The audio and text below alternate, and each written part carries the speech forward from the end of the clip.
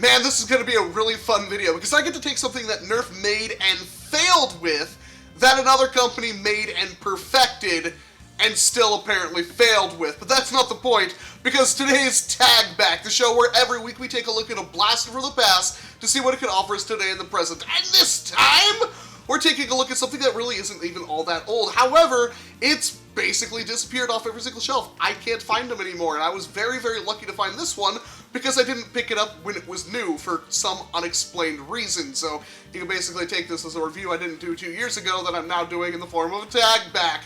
It's funny how those cop-outs work, but we are going to be taking a look at something vaguely interesting. This is the BuzzBee Air Warriors Tyrant, which I recently picked up at my local Goodwill for the princely sum of 7 American pesos. And I was very happy to find this because they're in kind of a hot demand. Most people bought as many as they could when they were around, and then they kind of disappeared. And really, they're only wanted for one reason, which you could probably guess, and we'll get to that. But it looks kind of goofy, but it also looks very similar. How about if I were to tell you it's a Nerf Retaliator on friggin' steroids? Seriously. This is a Retaliator. It looks absolutely microscopic compared to this thing, about half the size. And it functions identically. It's like the same exact blaster. Top prime. Kind of awkward to do at this angle. There we go. And then pull the trigger to fire. And it's got a magazine release and a clip right there, or a magazine. So if I pull that back, you might have noticed this magazine is freakishly huge. Doesn't this bring us back to something in the past? Let's see here. Oh, wait! The Centurion, the Mega Centurion, the first Mega Blaster that Nerf had made in their current line of Mega Blasters anyway, and it was not received well. Just about everybody took a dump on the Centurion because it had a frightening tendency to destroy all darts it consumed. In all honesty, I bought one and it wasn't that bad, and I had actually used it, but then the consistency of its range was very poor. Some darts went pretty far, others went absolutely nowhere, and yeah, it really wasn't that good. It had almost no mod potential because, well, Hasbro, I guess. That was really, really, really frustrating. But they never did another clip system blaster after that in the entire Mega series. They followed that up with the Magnus, which had an integrated 3-dart clip, which worked perfectly fine. Then they did things like the Big Shock and the Cyclone Shock and the Twin Shock and the Lightning Shock and all these other stupid, the Mega Thunderbow, that's another one. All these things, none of those use clips. And every blaster, the Double Breach, none of those ever used clips. They have never used them. You can never buy Centurion clips separately. It's all you got was just the one thing. So if you bought a Centurion and you really liked it and yours worked well, you were kind of screwed because you couldn't buy separate clips for it no matter what you did. So even if you did want to run it in a loadout, you had to find them at Goodwills or find cheap Centurions and destroy them and just take the clips because that's what you did. Until a few years later, quite a few years later actually, when BuzzBee decided to jump on the train with their own brand of Mega Dart Shooting Blasters. That's no joke. These are their darts right here. I have this in special thanks to Pirate Johnson, who sent me a completely sealed pack, which I was going to open, but thank God I didn't, because now I get to use them for this video. They called them the extra large distance darts. There's 12 of them here. This magazine holds 12 darts. So, double the capacity of what the Centurion could hold. That is no joke. That is absolutely awesome.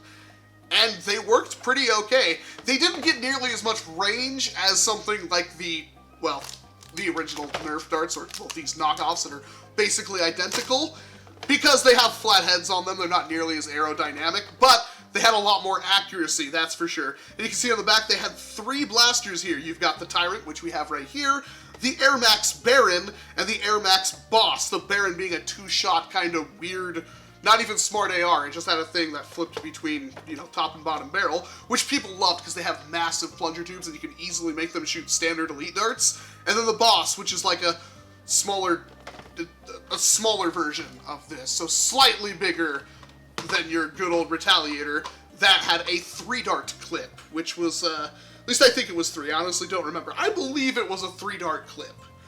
Regardless, Why are we talking about this? Because still people don't know, maybe they just got into the hobby, they had no idea the stuff ever existed. I constantly get asked, what happened to the clip system Mega Darts? And, well, the answer is Nerf obviously could not pull it off. They failed miserably. People hated the Centurion, and they basically gave up.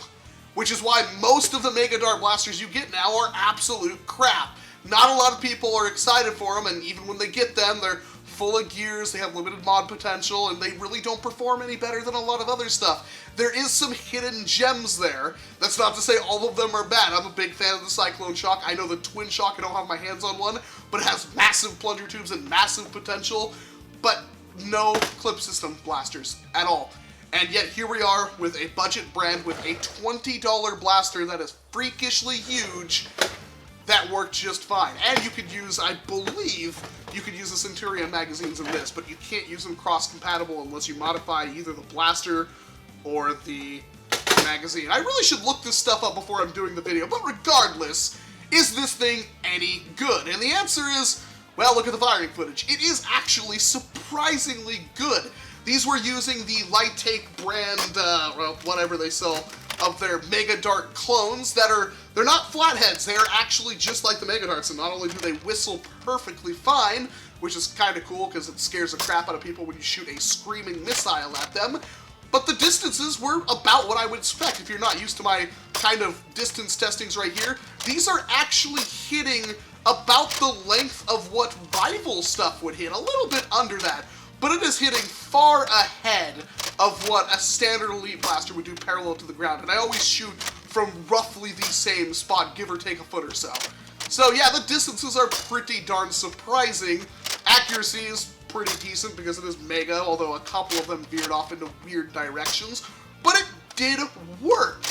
And it's a lot of fun to have a huge blaster with 12 shots of basically Nerf BFG ammo.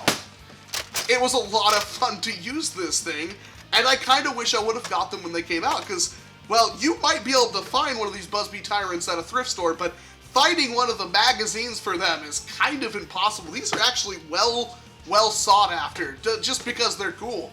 I don't know how many mods you can do with this. In fact, the only mod I've really seen with the Tyrant was something that BuzzBee Nerf did quite some time ago, where he basically cut the blaster in half and flipped it around to where the magazine was feeding through the top and the pump was on the bottom, and that worked. Well, I mean, it was a little off-center, but it still worked. It still fired, and it was pretty cool. But why would you get one today? That's the main question here.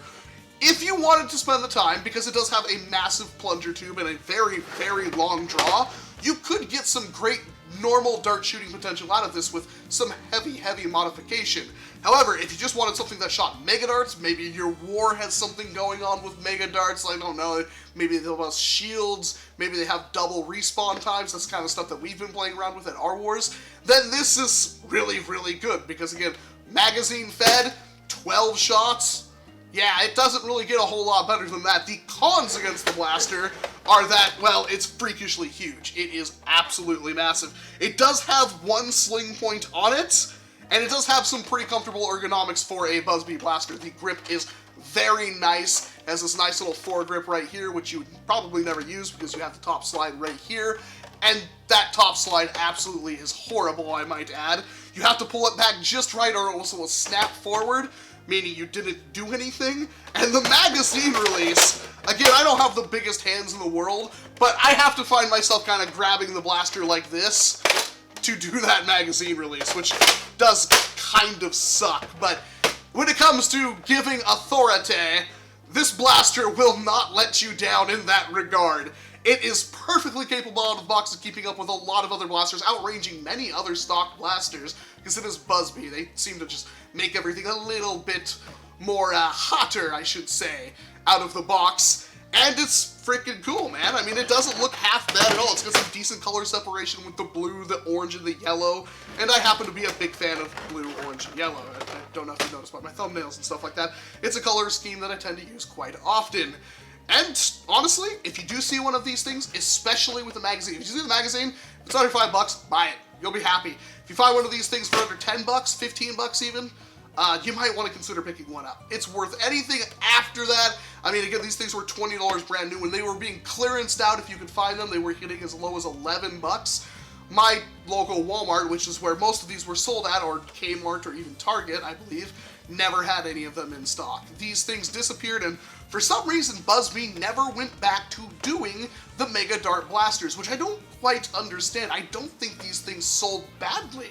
Everybody I know that Nerfs absolutely loves them. They were far better than what Nerf was doing with the Mega Dart line. So, I mean, it's really hard to say. Let me know what you think about the whole BuzzBee Mega Dart situation down in the comments section below. And if you know of something really cool that can be done with the Tyrant, I'd love to hear it, because now I have one, and I don't know what I'm going to do with it, so I'm always open to ideas.